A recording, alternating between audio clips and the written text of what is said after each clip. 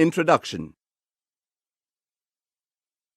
This is the second section of the UNPOL Combined Language Assessment. It is divided into two parts.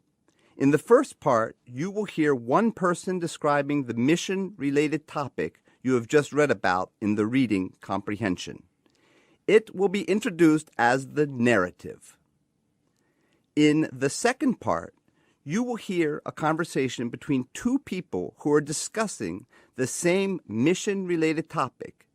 It will be introduced as the dialogue. Please be reminded that the use of any computer devices, microphones, books, external notes, or assistance from others is not permitted. Candidates who fail to observe appropriate conduct during this test will be excluded from the assessment process. Such actions will be duly noted and communicated in writing to the authorities of the member state concerned and to the SAAT coordinator in the UN Police Division. You will be given a report writing form and another blank sheet of paper. Take careful notes on the blank sheet of paper of both the narrative and the dialogue. Pay attention to the important facts and key information. You will hear the recording only one time. Once the narrative and dialogue are finished, you will be asked to use your notes from both the reading and the audio parts to write down your own complete police report. You will have 30 minutes to complete your police report. The instructor will indicate when these 30 minutes begin. The instructor will then announce when there are 5 minutes remaining and when there is one final minute. Please do not forget to write your full name, your individual test serial number, and other details clearly in the spaces provided on the report writing sheet.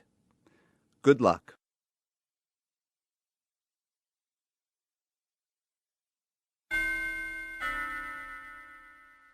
Narrative.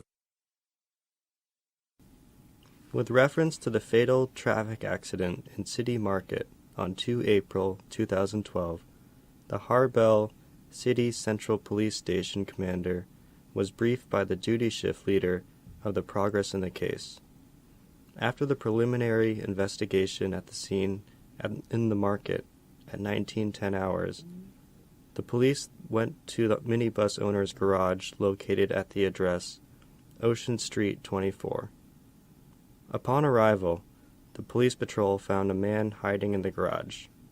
He initially refused to open the garage door, but police managed to break into it and arrested the man who appeared to be the minibus owner, Elvis Scale. Police patrol believed that the suspect was preparing his escape. As a result of a garage search, police found one unregistered Beretta pistol, one AK-47 submachine gun, and a box with mixed ammunition. Interrogation revealed that Elvis had stored the weapons since the wartime, as he was one of the unit commanders. He wanted to keep it just in case, because he did not believe that regular police would be able to maintain public order and peace in the communities. He stated that he had left the keys of his minibus with the conductor earlier, but that he did not expect his conductor to take a drive. When Elvis learned of the accident, he believed the police might search for him, and so he decided to escape. He was not sure of the conductor's exact whereabouts, but he recalled a conversation they had had together, in which the conductor talked about his cousin's 2-story white building where he resided in Freedom Square. The police patrol proceeded to Freedom Square and demanded access into the 2-story White House. When no response was received, they looked around the immediate area and saw a person running through the backyard. The police patrol chased and apprehended him. According to his documents and the description received earlier, the person was identified as John Masters. a 25-year-old minibus conductor suspected of committing the traffic accident which resulted in one fatality. Police could smell a strong odor of alcohol on him. Further tests revealed his blood alcohol content at the level of 0.15%. John Masters stated that one day before the incident, he had had a quarrel with his girlfriend residing near the market, who had blamed him for his inability to earn money and his inability to drive a car. The next day, when riding along with Elvis Scale, he decided to demonstrate his driving skills to her. By the time they arrived at the market, John had drunk almost a full glass of local rum from a flask he had with him. And when Elvis stepped out for dinner, John Masters admitted that he took the driver's seat and drove away. While moving toward the market exit, he lost control at one of the curves in the road and accidentally hit a man near the clothing shop. John then said he crashed into the wall of the shop. He got scared of the consequences and fled the scene immediately.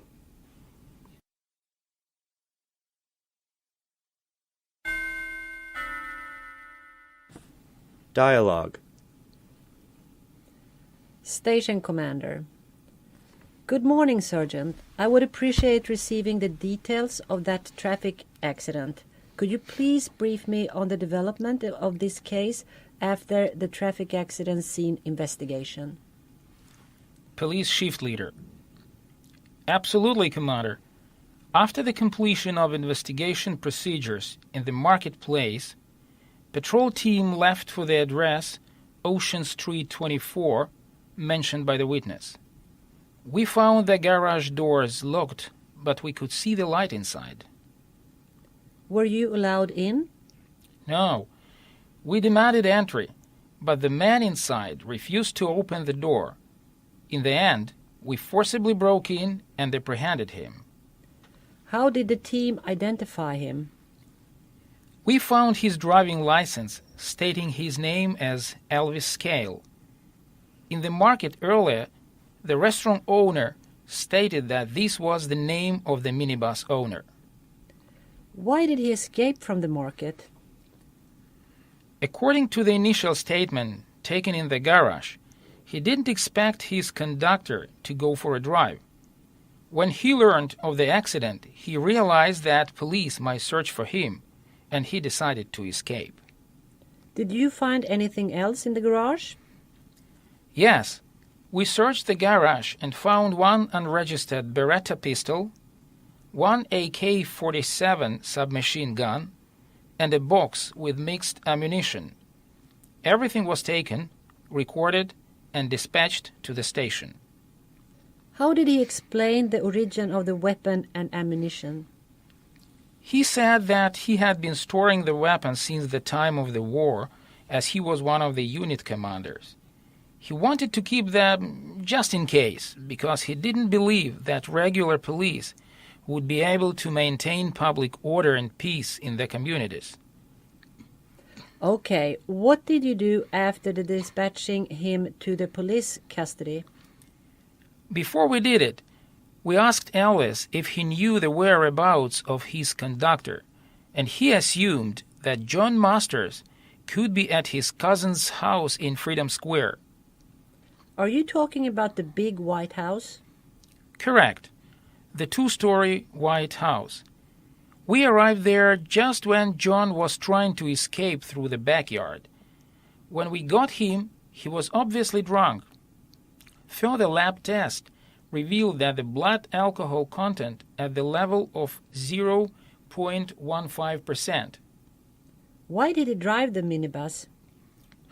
He said that the day before the accident, he had had a quarrel with his girlfriend, who had blamed him for his inability to earn money and even drive a car. And what did he do? The next day, when riding along with Elvis Scale, he decided to show his girlfriend that he could drive. When Elvis stepped out for dinner, John, who was already quite drunk, after drinking almost a full glass of rum, drove away. While driving towards her house, which was near the market, he lost control at one of the road curves and hit a man near the clothing shop and crashed into the wall of the shop. He got scared of the consequences and fled the scene immediately. Okay, Sergeant. Thank you for doing a good job. Make sure that all documentation is prepared properly for further proceedings.